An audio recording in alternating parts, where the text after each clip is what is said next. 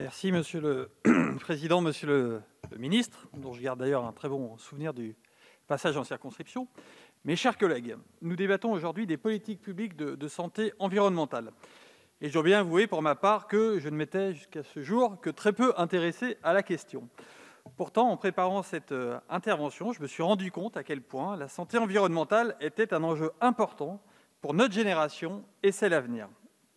Il est difficile d'évoquer ce sujet, bien entendu, sans faire le lien avec la crise sanitaire planétaire que nous vivons actuellement.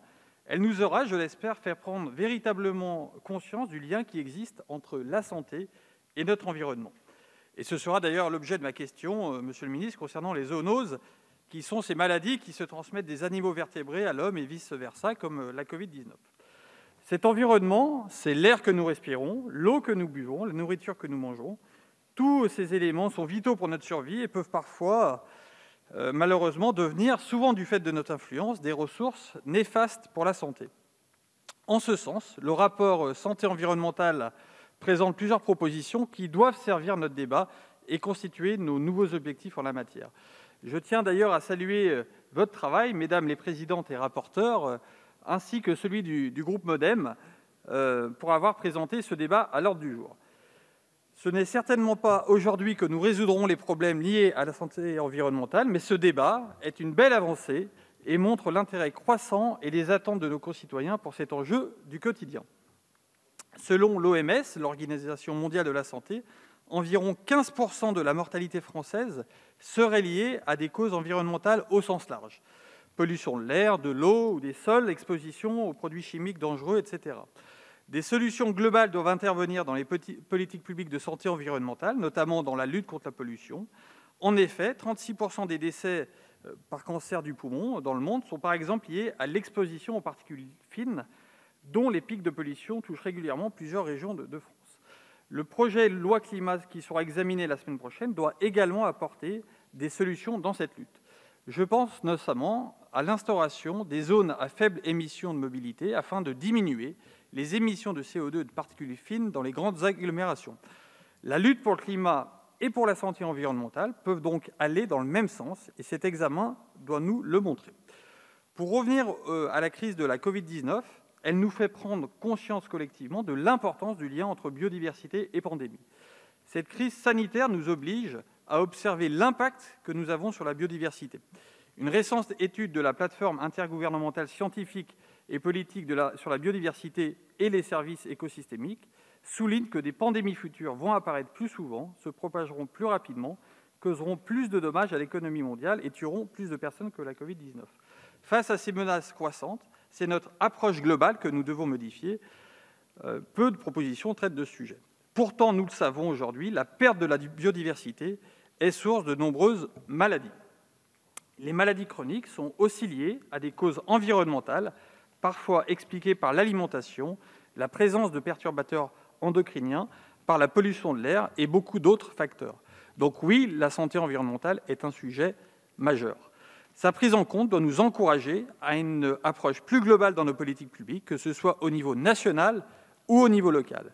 Et si je parle de l'échelon local, c'est que l'accès à l'eau potable ou le traitement des eaux usées ont sans doute au moins contribué à l'augmentation de l'espérance de vie que les progrès médicaux au cours du XXe siècle. Aussi, en matière de santé environnementale, ayons la préoccupation de définir l'environnement de manière large et pas uniquement l'environnement naturel. Je vous remercie. La question suivante est celle de M. Thomas Gassilou pour le groupe Agir Ensemble. Merci Monsieur le Président, Monsieur le Ministre.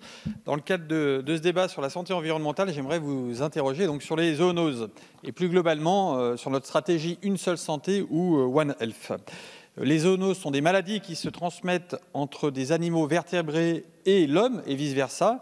Les pathogènes en cause peuvent être des bactéries, des virus ou des parasites. C'est par exemple le cas de la Covid-19. D'après l'Organisation mondiale de la santé animale, 60% des maladies infectieuses humaines sont zoonotiques. Ce qui veut dire que sur 5 nouvelles maladies, 3 sont d'origine animale. Je constate encore aujourd'hui qu'il y a une véritable prise de conscience collective sur le lien entre santé animale et santé humaine, donc au travers du concept « une seule santé » ou « One Health ». Et la crise sanitaire a été l'occasion d'avancer à ce sujet. Sous l'égide de la France, l'initiative Présode, prévenir les risques d'émergence zoonotique et de pandémie, a été annoncée à l'occasion du One Planet Summit du 11 janvier, consacré à la biodiversité. Un vétérinaire fait également partie désormais du conseil scientifique. Enfin, durant la crise, les laboratoires vétérinaires ont été autorisés à réaliser des tests PCR. Dans ma circonscription, ce sont ainsi 120 000 tests qui ont été réalisés à l'école vétérinaire de Marcy-l'Étoile, que je remercie pour sa mobilisation. La prise de conscience collective est donc bien là, et la crise sanitaire a permis d'avancer vers une meilleure articulation entre santé animale et santé humaine. Mais monsieur le ministre, comment généraliser aujourd'hui davantage cette approche commune ? Pourrions-nous envisager la mise en place d'une véritable stratégie nationale, une seule santé, avec un travail interministériel?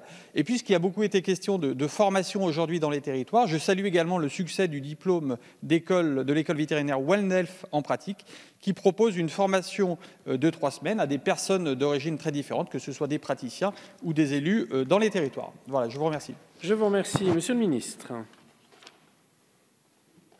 Merci, Monsieur le Président. Monsieur le député, vous l'avez rappelé, la crise sanitaire que nous traversons est venue en effet nous rappeler de façon éclatante, j'ai envie de dire, les liens étroits qui existent entre la santé humaine, celle des animaux et plus largement la santé des écosystèmes. Et il est indispensable, je l'évoquais, que le prochain PNSE 4 tienne compte de cet enjeu en complément nos expositions aux agents chimiques et physiques qui contribuent aux différentes pathologies. C'est pourquoi le PNSE 4, qui sera prochainement publié, intègre pleinement cette approche One Health, déjà très ancrée dans la politique de lutte contre l'antibiorésistance menée par le ministère de la Santé avec le ministère de l'Agriculture et Julien Denormandie. L'utilisation durable raisonnée des biocides, la lutte antivectorielle ou contre les nuisibles comme les punaises de lit, les nuisances lumineuses, la surveillance de la santé animale sont autant de sujets prévus par le PNSE 4 pour protéger tout à la fois l'homme, l'animal et les écosystèmes. Ces actions seront conduites conjointement par les ministères des Solidarités et de la Santé, le ministère de l'Écologie et le ministère de l'Agriculture. Et comme vous le proposez, comme vous l'évoquez en fin de votre question, la formation des professionnels de santé sera renforcée, notamment par la prise en compte des interactions entre toutes les santé.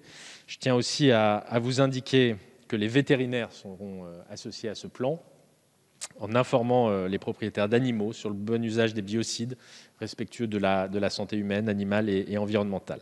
Enfin, un programme et équipement prioritaire de recherche, je l'évoquais, sera consacré aux pathogènes émergents en lien avec les zoonoses. Voilà, monsieur le député.